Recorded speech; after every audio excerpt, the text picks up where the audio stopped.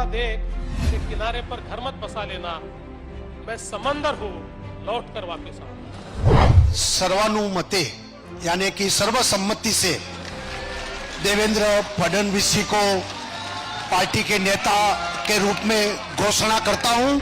नवनिर्वाचित विधिमंडल के नेता के नाम में देवेंद्र फडणवीस जी का मेरा बधाई और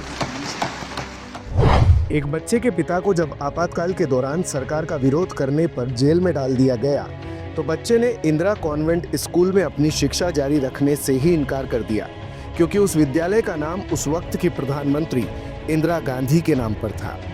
उसके बाद उस बच्चे का दाखिला नागपुर के सरस्वती विद्यालय में होता है।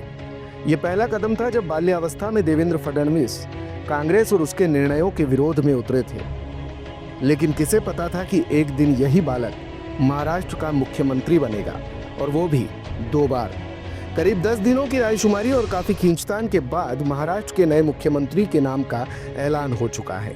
देवेंद्र फडणवीस एक बार फिर महाराष्ट्र के नए सीएम होंगे, जो आज शाम को शपथ लेने जा रहे हैं। बीजेपी के विधायक दल की बैठक में हुए इस निर्णय के बाद फडणवीस दूसरी बार महाराष्ट्र के सीएम पद को संभालने जा रहे हैं।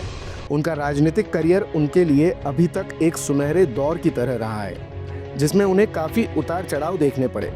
लेकिन अपने नेतृत्व कौशल, व्यवहारिक दृष्टिकोण के लिए पहचाने जाने वाले फडणवीस ने न केवल अपनी पार्टी के भीतर बल्कि राजनीतिक सीमाओं से परे भी नाम कमाया है। आपातकाल के दौरान उनके पिता की जेल की सजा ने उन पर गहरा प्रभाव छोड़ा था। लॉ से ग्रेजुएट फडणवीस ने बिजनेस मैनेजमेंट की पढ़ाई भी की है। उनकी राजनीतिक यात्रा कम उम्र में ही शुरू हो गई थी।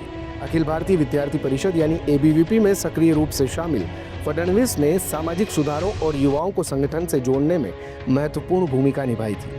राजनीति के शुरुआती दिनों में फडणवीस दीवारों पर पार्टी की राजनीतिक पोस्टर और पेंटिंग लगाने का काम करते थे, जो ये दर्शाता है कि वो जमीन से जुड़े हुए नेता थे।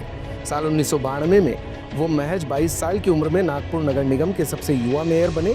इस उपलब्धि ने उन्हें महाराष्ट्र की राजनीति में घर घर में मशहूर कर दिया।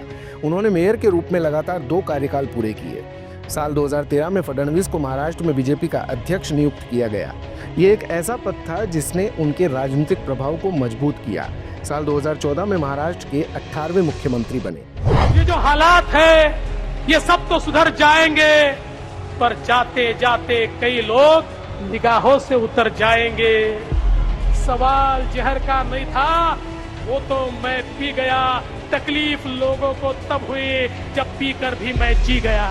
फडणवीस की राजनीतिक सूझबूझ का प्रदर्शन तो तब और भी बढ़ गया जब 2022 में उन्होंने एकनाथ शिंदे के नेतृत्व वाली गठबंधन सरकार में उप मुख्यमंत्री के रूप में शपथ ली। इलेक्शन कमीशन को दी गई जानकारी के मुताबिक देवेंद्र फडणवीस की कुल नेटवर्थ 13.27 करोड़ रुपए है, जबकि उनके ऊपर 62 लाख रुपए की देनदारी भी है।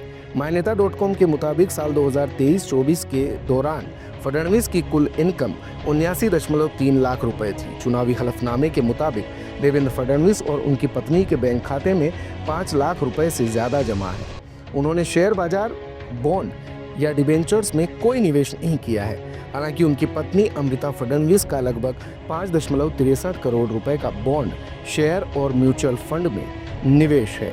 फडणवीस के NSS पोर्टल सेविंग अकाउंट में 17 लाख रुपए जमा है, जबकि उनके पास 3 लाख रुपए की एक LIC पॉलिसी भी है। चल संपत्ति की बात करें तो देवेंद्र फडणवीस के पास करीब 450 ग्राम सोना और उनकी पत्नी के पास 900 ग्राम सोना है, जिसकी कीमत करीब 98 लाख रुपए के आसपास बताई जा रही है। फडणवीस और उनकी पत्नी के नाम पर कोई कार नहीं है। फडणवीस की अचल संपत्ति की बात करें तो उनके और पत्नी अमृता फडणवीस के नाम पर 1.27 करोड़ रुपए की एग्रीकल्चर लैंड दर्ज है। देवेंद्र फडणवीस के नाम पर 3 करोड़ और 47 लाख रुपए के 2 घर हैं। दिन भर की सारी अपडेट्स के लिए सब्सक्राइब करें भारत कवरेज को, और हाँ, बेल आइकन दबाना ना भूलें ताकि आप रहे अपडेटेड हमेशा।